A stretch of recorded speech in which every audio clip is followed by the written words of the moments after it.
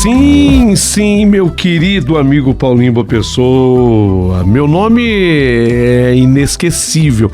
Pelo menos a turma diz, né? Quando eu falo Marcolino, ninguém esquece. Ô, seu Marcolino, como é que o senhor vai? O pessoal fala que não esquece o meu nome. Então, eu quero marcar de início com Marcolino sendo o meu nome. E queria me lembrar de Tony D'Amito. Você lembra desse cantor? O Tony D'Amito, nossa, de tanto sucesso. Era autor, era cantor também. E eu me lembro perfeitamente dele porque ele tinha uma Caravan verde, o Tony D'Amito. E eu também tinha uma Caravan igualzinha do Tony D'Amito. E deu certo porque uma vez nós estávamos numa oficina Chevrolet e ambos chegamos com a Caravan verde. E aí ele falou, nossa, que seu carro é igualzinho o meu. Eu saí do meu carro, ele do dele, a gente se cumprimentou, eu o reconheci da televisão. Falei, você não é aquele cantor, o Tony D'Amito? Ah, o Tony D'Amito.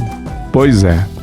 Então eu sou seu Marcolino, da Caravan verde igual a do Tony D'Amito. E eu me lembro perfeitamente de uma viagem que eu fiz. Eu fui primeiro até a cidade de Campinas. E depois de Campinas é que eu fui indicado que eu deveria ir até o aeroporto de Viracopos. Eu estava com a minha Caravan verde. Eu fui direto lá pro aeroporto. Quando eu entrei numa estradinha, inclusive hoje lá tem um posto de gasolina, eu vi um senhor assim, eu vou chamar de velho, mas não no mau sentido, até porque hoje eu também o sou.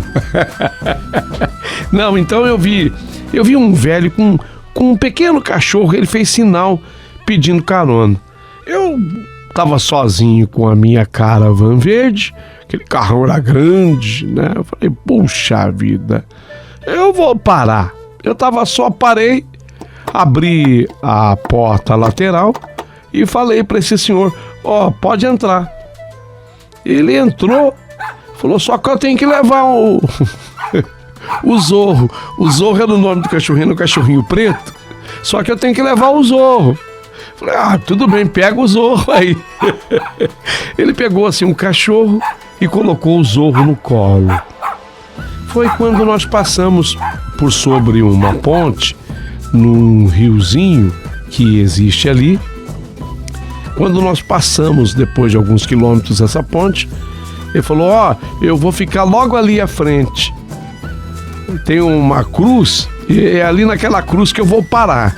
Eu até senti na hora um arrepio, mas tudo bem. Eu parei exatamente em frente, eu vi mesmo a cruz. O senhor desceu com o cachorrinho, o Zorro, simpático Zorro, abanou o rabinho para mim. Chegou a dar umas lambidas na minha mão. O senhor me desejou, boa viagem, obrigado, viu, por ter me dado a carona até aqui. E eu continuei sozinho o meu caminho para seguir até o aeroporto, porque eu ainda não havia chegado, mas eu segui pela mesma estrada. É que eu estava cortando caminho, eu estava indo por um caminho por dentro que me haviam ensinado. E naquele tempo não havia o tal do GPS que tem hoje, né? Hoje tem esse Waze, é tão simples, né? Mas naquele tempo não tinha o tal do GPS. Continuei meu caminho, seguindo até o aeroporto de Viracopos. Quando eu entrei numa curva que antecede a subida, a estrada, diga-se de passagem, não era asfaltada e até hoje não é. Essa estrada não é uma vicinal. Eu vi com surpresa que um outro senhor, assim, um outro velho e uma velha, agora um senhor e uma senhora.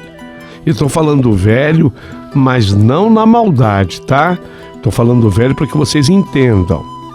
Então eu vi um velho e uma velha acenavam para mim numa velha casa com a chaminé fumegando. Sabe quando sai aquele fumaceiro assim pela chaminé, dando uma prova inequívoca de que o fogão a lenha estava todo vapor.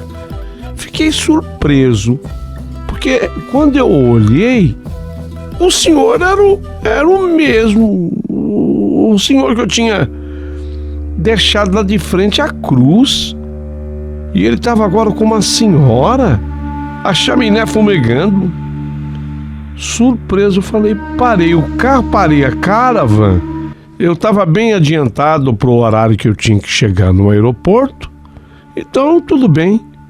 Eu parei a caravan, desci e fui ao encontro deles. O senhor... Mas eu achei estranho. O senhor e a senhora... A senhora, inclusive, estava num velho vestido assim, largo. Entra! O senhor foi tão bom com ele. Vem tomar um café. E eu achei estranho. Até procurei o Zorro, o cachorrinho. E olha que, de repente, eu olho, aquele senhor ficou no quintal, exatamente brincando com o cachorrinho Zorro. Quando eu ia perguntar como é que ele tinha conseguido andar tão rápido, eu tinha deixado ele lá atrás. Caramba, não é possível. Será que ele cortou algum caminho? Como é que ele chegou aqui nessa casa? Só pode ter sido cortando um caminho, um túnel, qualquer coisa do gênero. Bom, mas tudo pode acontecer e, aliás, tudo pode aquele que crê, né?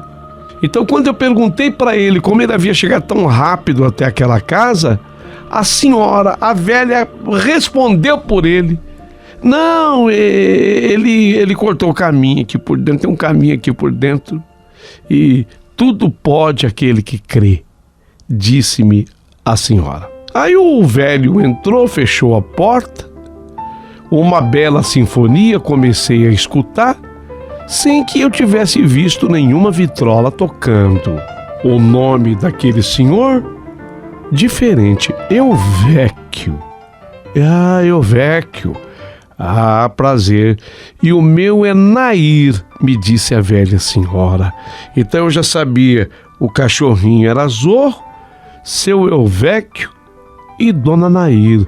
E a sinfonia seguia tocando. Bem, eu agora então me apresentei com aquela simpatia que me é característica. Meu nome é Marculino da Caravan. Eu tenho esse carro, eu tinha um orgulho do meu carro.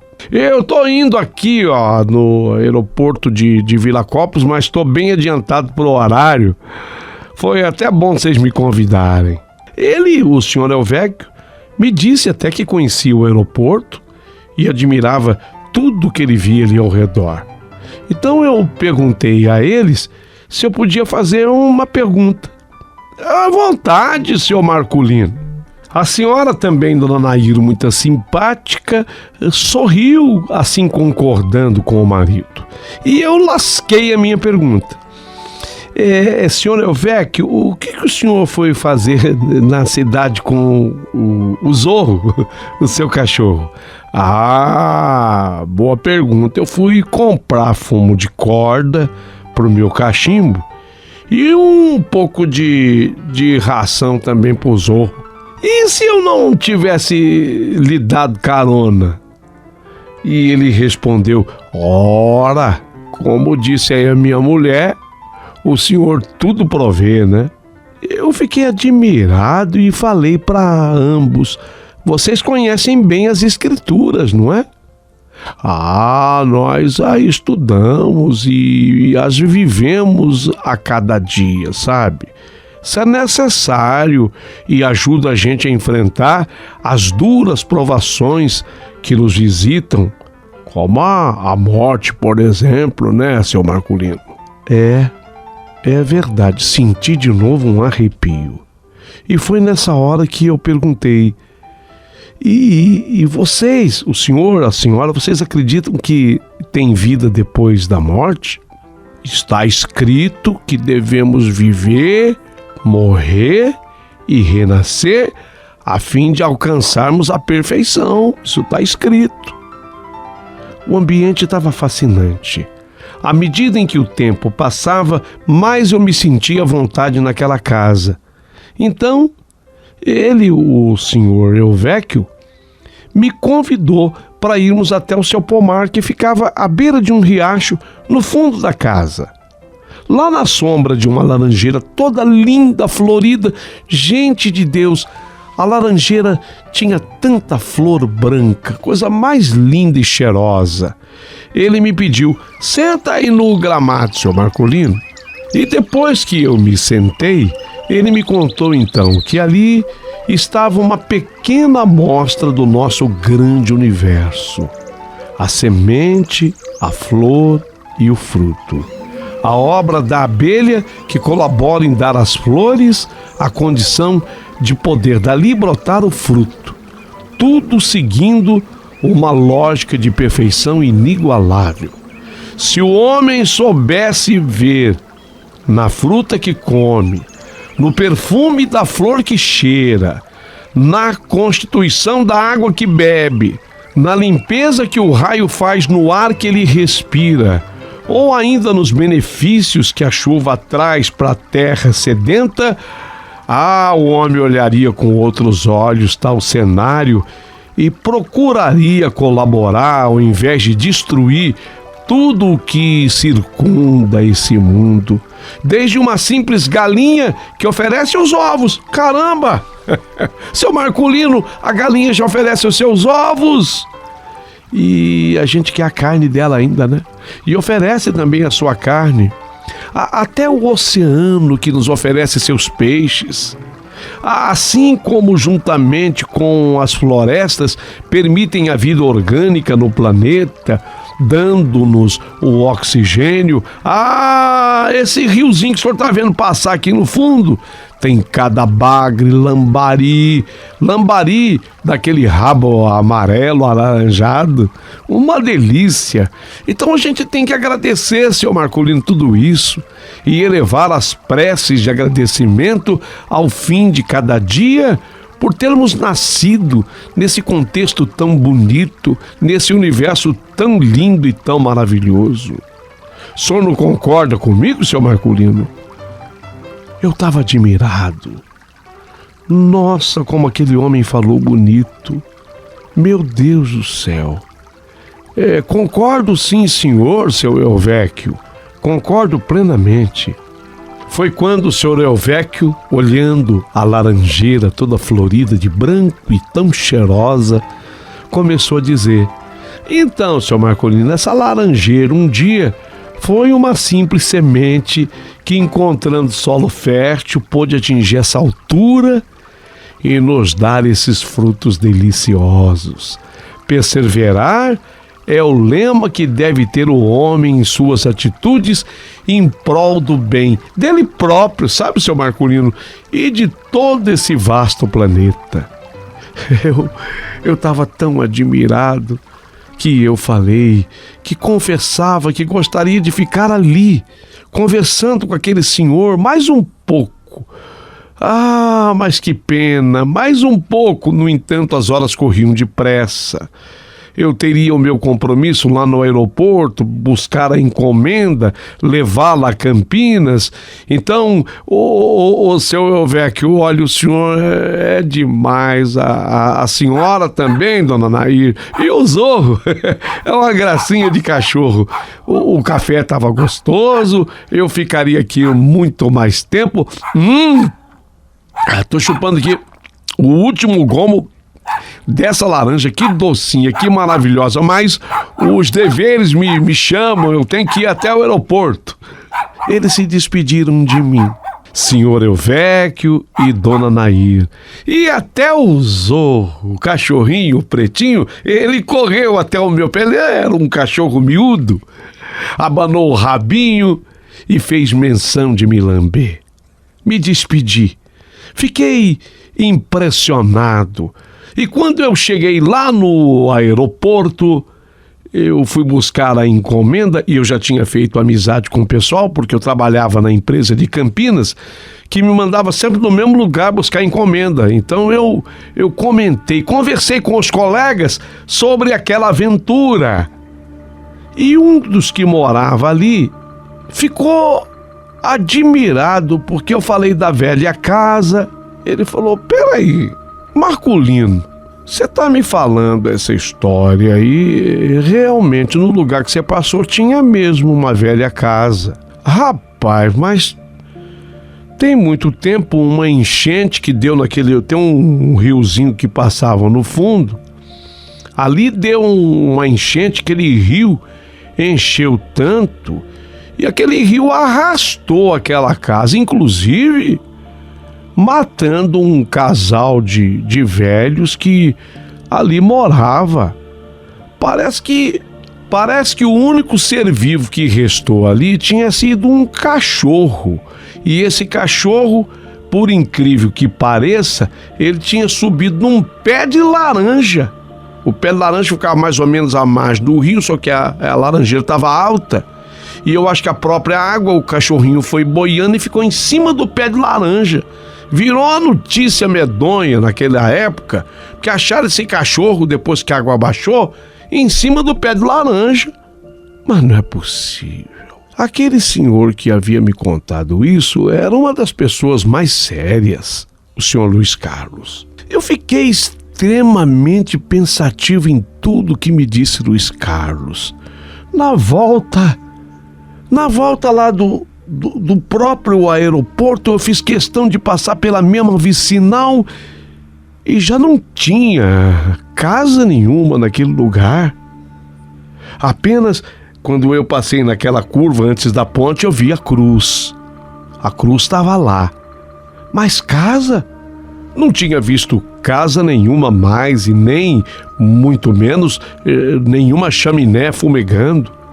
Falei, não, mas isso não vai ficar assim não, eu quero tirar isso a limpo, eu quero tirar essa prova. Passado mais ou menos uns 15 dias, eu tirei um domingo só para isso. Só que eu falei, eu tenho que fazer isso sozinho, eu não vou levar ninguém. Embora eu tivesse a minha família, eu expliquei para minha mulher, que logo me compreendeu, que eu teria que naquele domingo fazer uns serviços extras lá para a empresa. Eu ia buscar outra encomenda lá no Viracopos. E a minha mulher entendeu. Não é que eu menti, eu queria fazer essa investigação sozinho. Até porque eu tinha medo de que as pessoas rissem de mim. Eu tenho essa cisma. Então naquele domingo eu voltei com a minha Caravan verde exatamente no lugar onde estava a casa. Eu parei ali. Parei onde eu tinha parado, inclusive. Olhei e falei, a casa estava ali. Impressionante, não tem nada mais. Nem casa, nem chaminé, nem o seu Elvecchio, nem Dona Nair, e muito menos o cachorrinho Zorro. Aí eu fui andando assim pelo lugar, e sabe onde estava a laranjeira, que já não existia mais? Ali, exatamente ali. Eu comecei a pensar, é aqui, ó, aqui é que estava a laranjeira, exatamente aqui. E foi aí que o impressionante, o maravilhoso, o misterioso mundo sobrenatural se abriu à minha frente. De repente, eu olhei assim para frente na procura do riacho que ainda existia. O riozinho estava lá. Eu ainda escutei até a água correndo, porque ele era um rio estreito, era um córrego. Eu olhei assim, aquele rio estreito, a água passando, e quando eu voltei à minha vista, a laranjeira. Eu senti o perfume daquela laranjeira, e quando eu olhei, a laranjeira toda florida de novo, com as flores brancas, lindas da laranjeira, e ela carregada com os seus frutos. E quando eu olhei atrás da laranjeira, eu vi a casa. Olha a fumaça na chaminé da casa. E aí eu voltei de novo assim os olhos pro lado do rio, e novamente ali sentado estava o senhor Elvecchio me olhando. E aí ele sinalizou com a mão para que eu me sentasse no gramado. Eu até respirei de um jeito, sabe, não acreditando no que estava acontecendo. Eu estava noutra dimensão. Eu estava tendo uma visão linda novamente. E o senhor Elvecchio, olhando para mim, falou: como vai? Tudo bem? Tudo bem, senhor Elvecchio? Ô, seu Marcolino, como vai? Por favor, fica à vontade. Senta aí no gramado. Eu olhei assim para o senhor Elvecchio e eu falei: desculpa, mas eu não estou entendendo o que está acontecendo. Ele me interrompeu e falou: seu Marcolino, o tempo não existe. Nós podemos tanto ir para frente como voltar atrás, através da nossa mente, através da nossa imaginação, através do nosso pensamento. Mas agora que o Senhor voltou, nós podemos prosear um pouco mais. Podemos conversar um pouco mais, trocar algumas considerações. O que é que para o senhor tá tão difícil de entender, seu Marcolino? Ô, seu Elvecchio, é que eu não tenho tanta capacidade, mas eu admito aqui com o senhor que às vezes eu vagueio pela minha infância, pelos brinquedos que eu tinha lá no meu passado. Eu vejo os meus amigos, enfim. O senhor tem alguma coisa nova para me falar, para me dizer? Ô, seu Marcolino, nada é novo debaixo desse sol que nos aquece, seu Marcolino. Se ilude aquele que acredita nisso. Nada é novo, tudo é tão antigo, seu Marcolino. Olha, eu vou dizer uma coisa para o senhor, seu Marcolino. O homem nada descobre, ele apenas encontra o que está esperando para ser descoberto. Então, senhor Elvecchio, tem alguma coisa nova para ser encontrada, descoberta? Seu Marcolino, por enquanto o homem está sendo incentivado pelo dinheiro só. E isso faz com que muitos benefícios para a humanidade não tenham sido ainda revelados. Na verdade, o universo está esperando um momento mais adequado para que isso ocorra. Sabe, seu Marcolino, o dinheiro foi inventado para ser um meio e não um fim. Um meio e não uma finalidade. Mas, seu Elvecchio, o senhor me desculpa, mas quem é que pode viver sem ele? Eu mesmo sou obrigado a trabalhar todo dia para ganhá-lo. Sim, para viver precisamos somente de respirar, seu Marcolino. Pense nisso.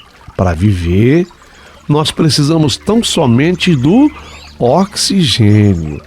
Lembre-se que o que o senhor tem aí dentro do senhor, no seu interior, é isso, seu Marcolino, que tem o maior valor.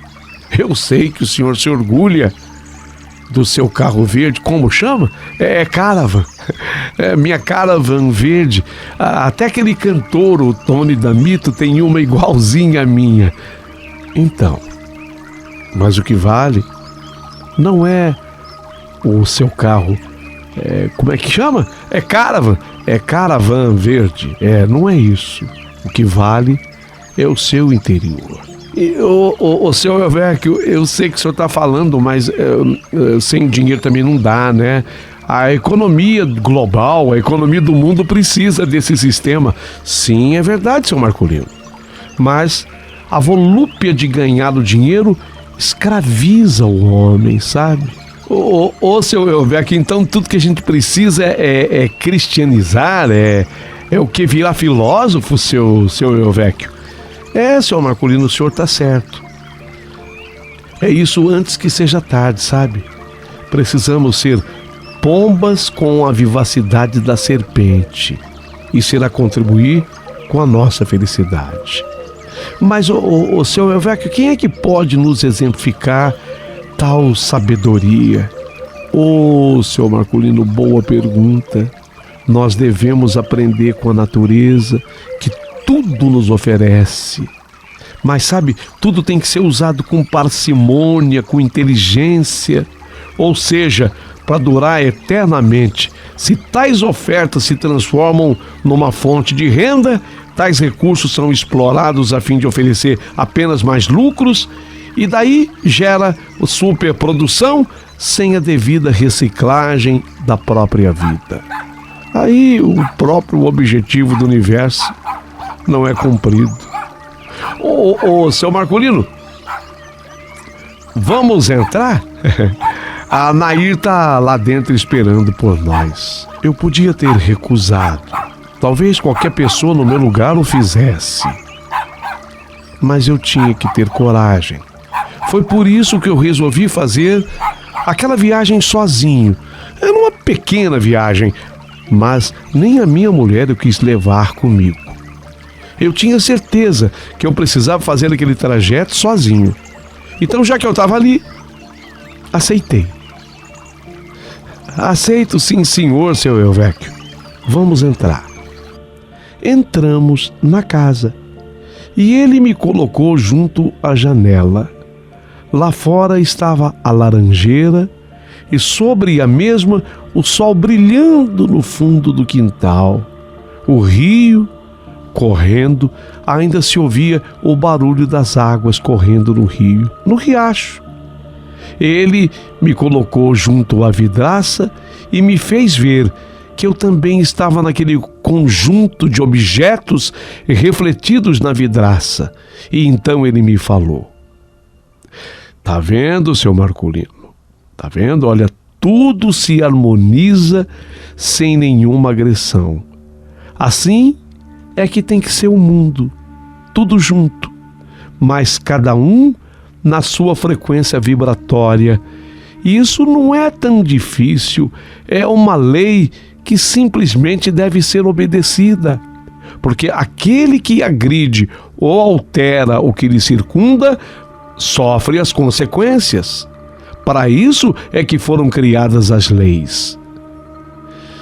Puxa, eu fiquei ainda por um momento ali, me olhando na vidraça, junto à laranjeira, ao sol, ao riacho, e de fato eu ali estava inteiro, participando de um momento que poderia até sentir as frequências vibratórias de tudo que me cercava e que me inundava de paz. Foi quando a dona Nair me chamou: "Seu Marcolino, vem aqui até a cozinha, seu Marcolino. Venha saborear um gostoso café." Eu fui bem devagarzinho e de costas até a porta da cozinha, a fim de não perder a sintonia com aquele quadro maravilhoso. Um crepúsculo se avizinhava. Sorvi o café, ainda inebriado por tal magnitude. Os cabelos brancos da senhora Nair perto do fogão a lenha e a figura pacífica do senhor Elvéquio perto da porta da cozinha fumando o seu cachimbo. Eu não quis perguntar mais nada. Eu voltei para a porta, vi do rio subindo uma neblina envolvendo tudo ao redor. Fiquei olhando aquele ambiente e de repente eu vi uma figura de mulher jovem, cabelos longos, ir se formando e saindo das águas e vindo em direção à janela.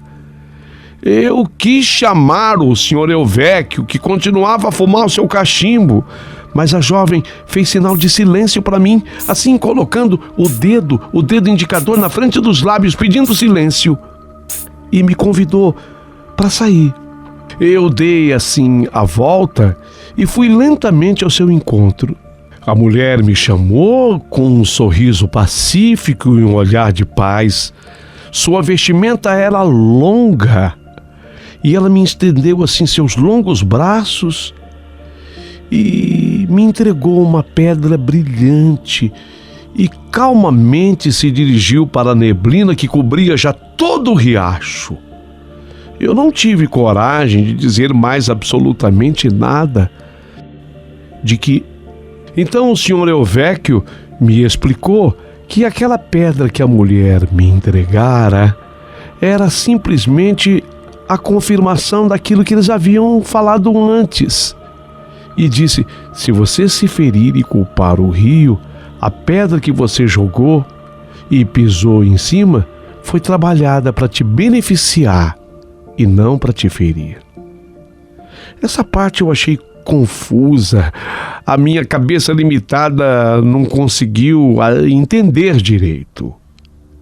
Eu só sei que depois disso tudo, a neblina cresceu a um tal ponto que cobriu tudo.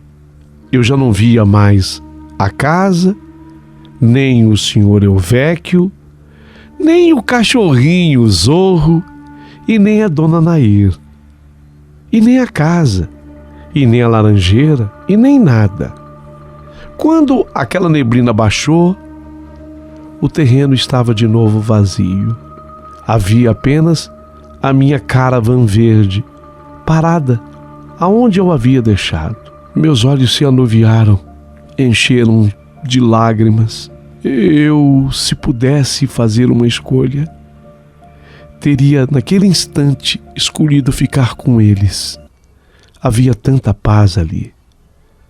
Mas eu entendi que era hora de eu entrar na caravan e voltar para casa. Foi uma visão linda, espetacular, da qual eu nunca mais vou esquecer, e que mudou completamente o meu coração a partir daquele dia. Eu nunca fui um homem rico, pelo contrário, sou um homem até pobre, mas que jamais sentiu falta de qualquer coisa. Até uma caravan verde eu tinha, igual a do Tony D'Amito. Vocês querem o que mais? Bom, a caravan hoje já não existe mais. Já foi vendida, porque tudo na vida passa. Agora que a minha idade mudou, para que vocês tenham uma ideia, eu agora já estou com 73 anos. Eu fico pensando cada dia mais que o dia de eu passar de novo para o outro lado do mistério e ver de novo aquela casa com a chaminé fumegando, a laranjeira com as suas flores brancas e cheirosas, o barulho do riacho e o Zorro, o cachorrinho preto, correndo de um lado para o outro, se aproxima.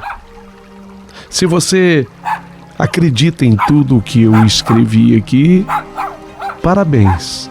Você é um homem de fé, você é uma mulher de fé, e quem sabe essa história possa também tocar o seu coração.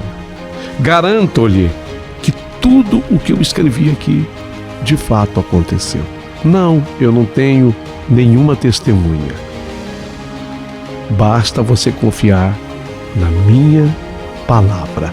Aliás, eu sou o seu Marcolino, aquele que um dia teve uma caravan verde. Mas os carros são assim, eles passam, e o que fica é a essência. Assim como um dia me disse o senhor Elvéquio, não importa a caravan verde, o que vale é o que vai dentro do seu interior, seu Marcolino. E aqui dentro eu tenho tantas coisas bonitas.